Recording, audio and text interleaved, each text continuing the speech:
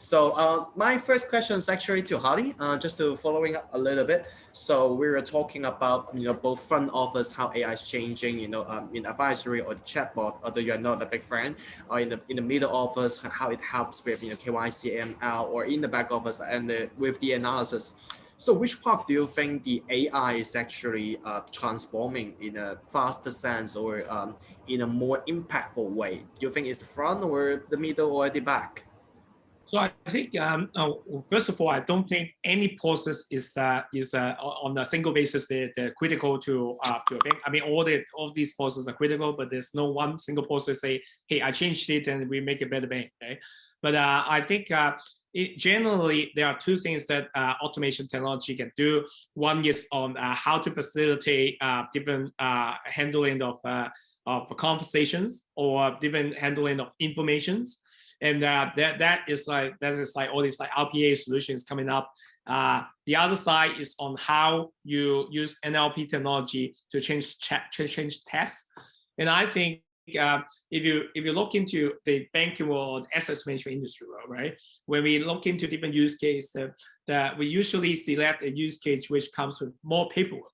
So the more paperwork or the more tests that you're handling, and the volume is high, then I think is a critical part for or maybe a low hand for us to do some automations. So middle office and back office, obviously there's lots of paperwork. You walk into any bank, so you all see all this paper, So middle office and back office is for sure. KYC is a key part, and then on these fund reporting like. Or maybe on the client statement, all this document generation thing, these are low handful as well.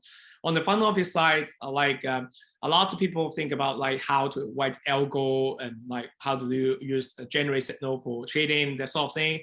Well, I think this is more belonging to the hedge fund world. Obviously, there are folks like Akumon, ETFCool trying to apply this technology for more like mass market. But I think if you talk about the impact for the cost of the cost of handling process is more on the back office and middle office part.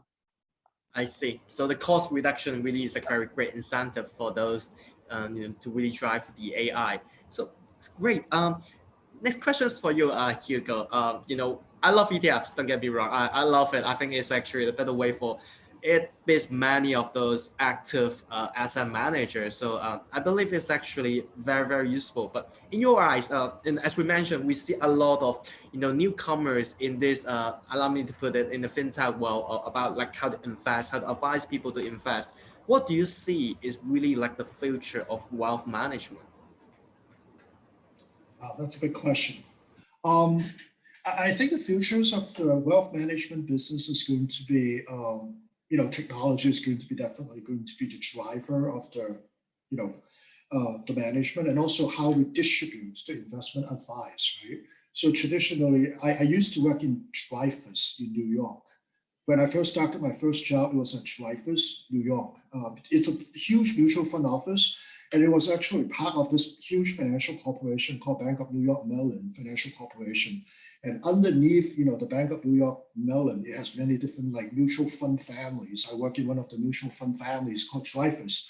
And they started like in the 1950s, right? They really like the first few companies to introduce mutual funds on Wall Street and to the United States American clients. And that business model has been in business for like about whatever, like since 1950s. You have this mutual fund and people have distribution partners and they would buy one or two mutual funds. But I think that's going to be all changing. And with the capability of technology and cell phones and 5Gs, you are able to get information much faster than say going into your financial advisors, right? Going into like HSBC branch to get financial advice. But I think in the future, it's going to be like on your apps, on your phone. Well, actually, it's right now, right? We have an app, but it's going to be improved in the future because it's going to be more personalized for you. Instead of like going into a branch and you sit down with someone, what do you do when you go into a branch these days, right? You have to get a ticket and you have to wait for like, I don't know how many hours you have to wait, which is very busy, right? If you go to the Mongkok branch office like of a major banks, it's going to be taking a long time. And it's going to be through like a human, right? Because when we are in the investing world, we have this thing called human bias, right? Because human bias also affected your long-term investment horizons. So that's why we're using technology, we're using a systematic approach, computer, AI, in order to sort of systemize the entire investing process, especially for someone who doesn't really do this on a daily basis. You don't really know like what to purchase in the next 5 years or 10 years, right? So that's why we're also introducing these ideas of diversification, right? You have to diversify instead of going into just one lump sum into the one asset class. I show you a chart right before, right? In your hard part, you have all these different asset classes that actually would give you different correlation with the different standard deviations of risk exposures. So we don't know like what risky assets going to look like in the next 5 years. Like nobody know about this pandemic, right? Like in 2019, and we had this pandemic, for example, or the financial crisis, or September 11, in New York. I used to live in New York. Nobody knew that was coming, right? But that really crashed the entire market. So that's why we're using the systematic approach in order to minimize risk. No one can actually reduce risk to zero. Even the best Nobel Prize winners could not do that, right? They claim they could, but you can't really believe in that, right? Some people claim that they can. So you want to minimize your risk and diversify. And I think there's a great opportunity for automation and technology implementation. I believe there's actually a lot of our participants, actually the practitioner in the finance industry. I think it may be kind of like scary to them, isn't it? Like, we talk about the AIs taking over, many of their jobs may be on the line. So what do you see? This question is put to you both, Hugo and Hardy. What do you think the relationship will be, the man and machine will be, and how could we or the people in the finance industry better prepare for these drastic changes? Well, I think I think it's a very practical question.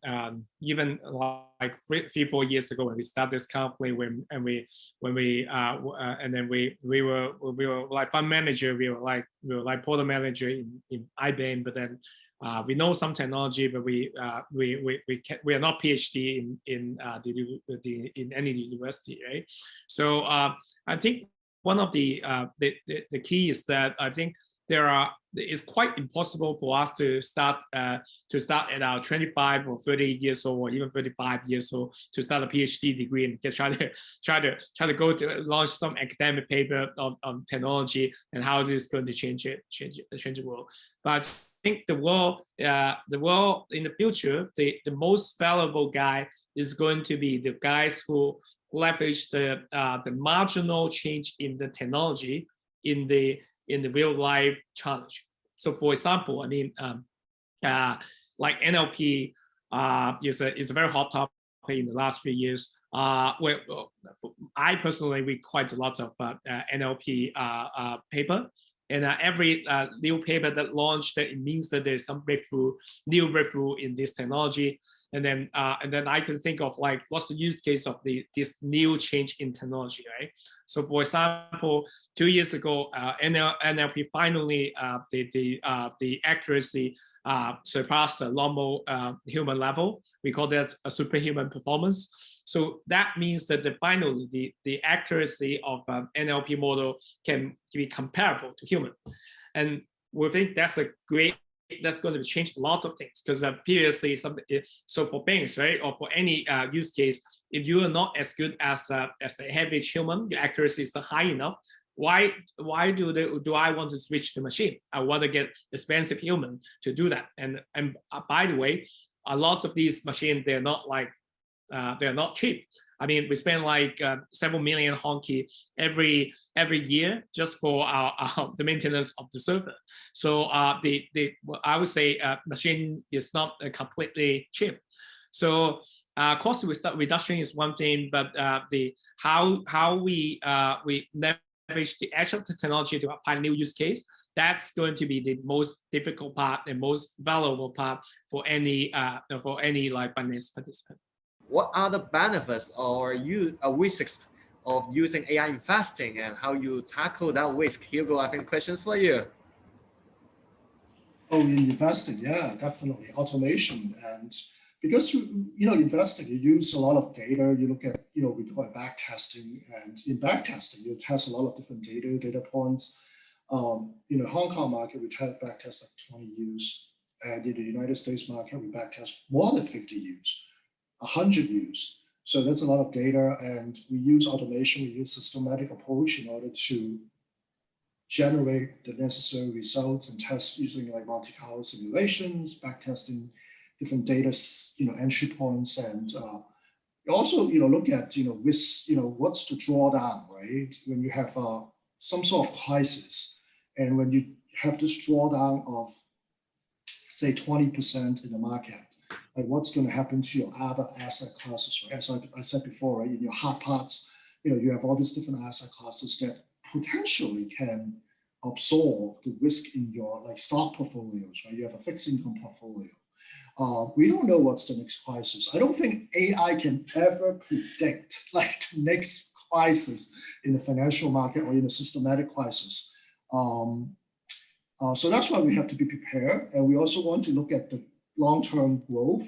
We want when you are doing investing, you want to capture the long-term growth, and preferably, in my belief, right? I believe in active investment and also passive investing, but in our system, it's mostly passive investing right now. And passive investing, basically, you want to what?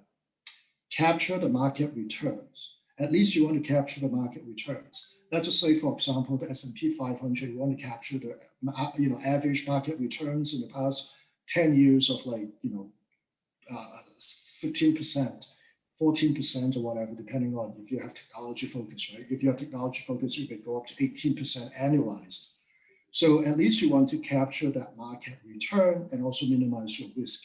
But active investment is a little bit different, right? You want to beat the market. So I think machine can be able to do that. Again, I agree with Hardy, nothing is perfect. We are not going to be able to predict what's the next crisis, right? As I said before, when I first started, it was way after the first September 11th attack. So when the market crashed like really fast, when I was sitting in the office, you have all these all these valuations vaporized, right? In Dreyfus Mutual Fund, and people were very at that time, people doesn't know what to know. All they do is just click sell, right? In order they can raise more cash. So I think in a more systematic approach that may be different. So that's so. Oh, thank you, Hugo. Harley, do you have anything to add on with these questions? Oh, I think it's good. I mean, Hugo walked it off. Yeah, thank you, Hugo. There is one long question in the chat. Are you using AI to match investor objective to construct a diversified portfolio, say selecting different ETF on different markets or sectors, or the other way around, use AI to create different optimate diversified portfolio for which the investor can select? I think this is for Hugo, right? Yeah, I think we're doing both. We have the selected ingredients in the system, and we're using a system to select the exchange traded funds or the products to build the portfolio. And we are actually introducing additional product in the future that's going to know more about the users. Like, for example, if you have purchased a car, or you're going to buy a house, or how much you're going to invest in the futures, how much you're able to take out from your paycheck and to do the investment, things like that. And in terms of data analysis, we're using a lot of systematic approach, AI, but we're not really relying 100%. We're not an AI company, right? I don't want to tell people I'm not an AI company. And so we still have investment managers in the house. We have Dr. Harold Kim, who's a PhD from Harvard. He's our advisor, he's a shareholder. So we still have human, so I think it's good. It's like, I think the best process is a hybrid process. You have the machine, you have the system, and and you have the human investment manager. So again, I told you guys before, I'm not a robot. I'm not going to transform myself as a robot. So we still have investment manager. It's a hybrid model.